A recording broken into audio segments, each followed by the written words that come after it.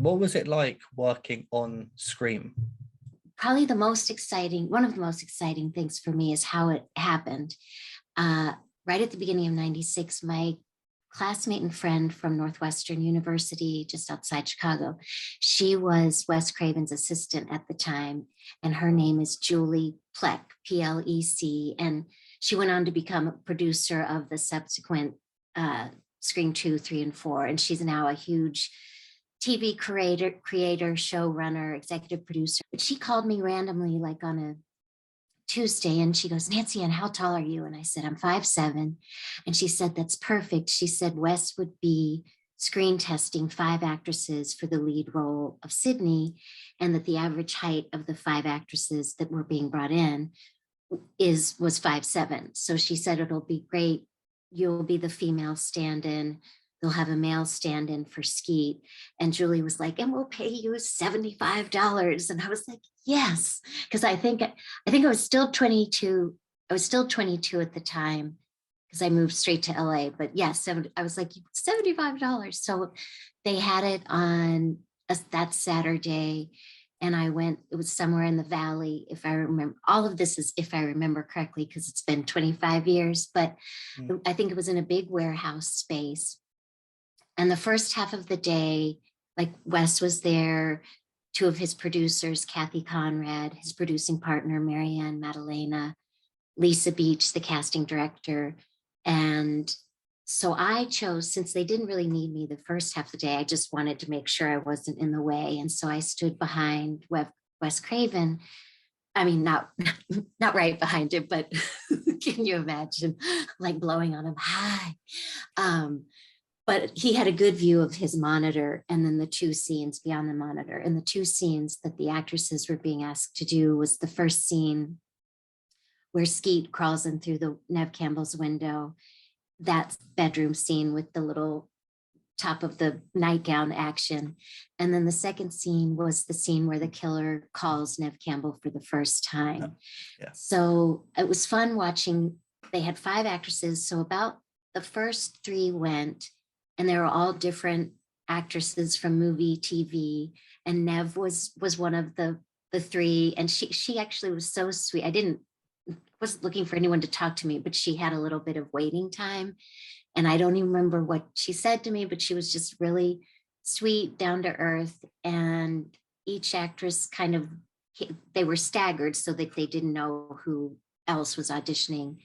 And then halfway through the day, Wes turned around to me, and because I literally was, just kind of made myself invisible, not literally invisible, but just staying out of the way. But so he turned around to me and he goes, "Do you know the lines to the scenes?" And I said, yes, because I'd already seen a couple of the actresses go.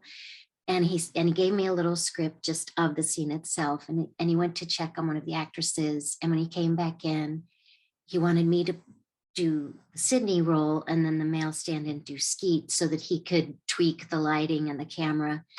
And he wanted us to do the scene. So of course, since I'm an actor, I thought, oh, what would be my little, if I were auditioning for Sydney today, what would be my little take? And then Wes Craven beelined up to me and he shook my hand and he said, "That was excellent." And he left the space just to go get the next actress. And as he left, he goes, "Have her read for one of the bathroom girls." So at that point, Lisa Beach, the casting director, who's an amazing casting director, she came running up and she said, "Once we finish casting the lead roles," she said, "then we'll start bringing in the smaller actors for the smaller parts." And it was cool because once Wes Craven kind of put his stamp of approval on me, then I was visible, like, to the producers and Lisa. So it was nice to feel just in a little way like visible and seen. And then maybe a couple weeks went by and the assistant director called again, like on a Tuesday. And he said, "Wes moved up the shooting schedule of the bathroom scene, and we want to know if you'll play the girl in the bathroom." And I was like, "Let me check my schedule." And I was like, yes. And so that happened so fast as well. The assistant director said, "Great, I'm going to book you a ticket. You're going to be on the plane. You'll arrive Wednesday, Thursday, and then you'll be on the set that Friday. And we drove up to beautiful, they drove us up to beautiful Santa Rosa in the Sonoma wine country. And we were in the DoubleTree Inn. And what I thought was kind of cute was, rather than different one main building, there were all these different little wings of buildings on their own, and called the Cabernet building or the Burgundy building. So we were always like, which building are you in?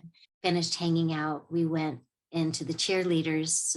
We each had our own room, but we went into the cheerleaders hotel room, and we used, Leonora and I, we used the bathtub as the two particular bathroom stalls, and then coming out of the bathtub just to rehearse the scene a few times.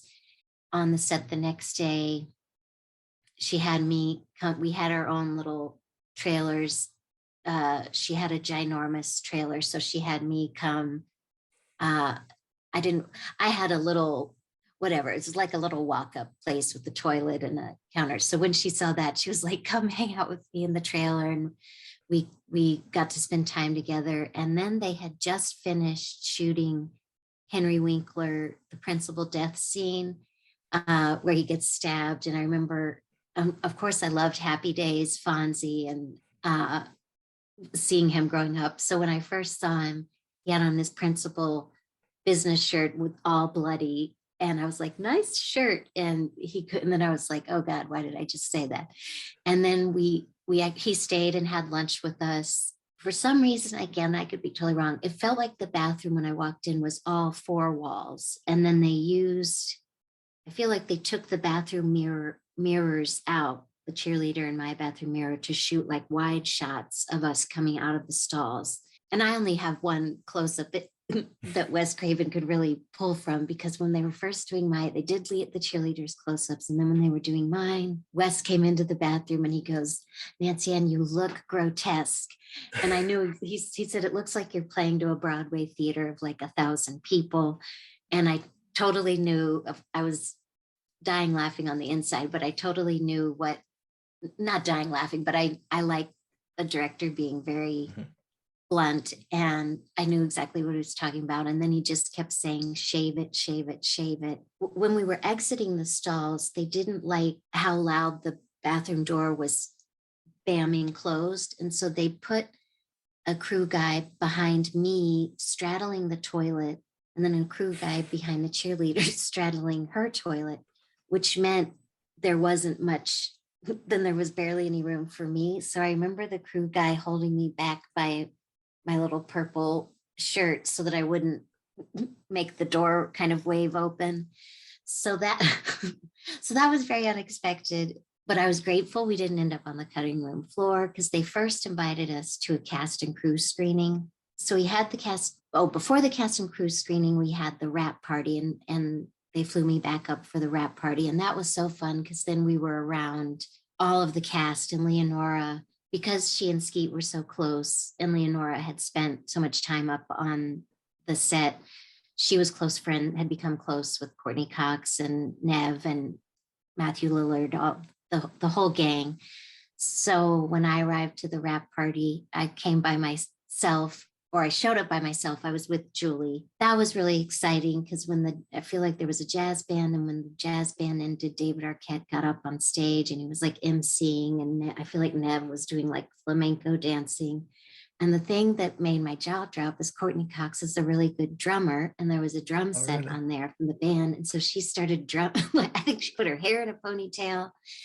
And so when she finished drumming, I was like, you were amazing. And she was like, oh, I was really off my game tonight. I'm paraphrasing. And then the next thing after that was the premiere. And that, of course, was really exciting and fun. And yeah, the whole experience to when it opened, the fact that it didn't even take them a year. I mean, it came out December 20th, 1996. So they had it shot and edited in less than 1 year. And then getting to see it go from the page to the final product, that was at the premiere, was super exciting.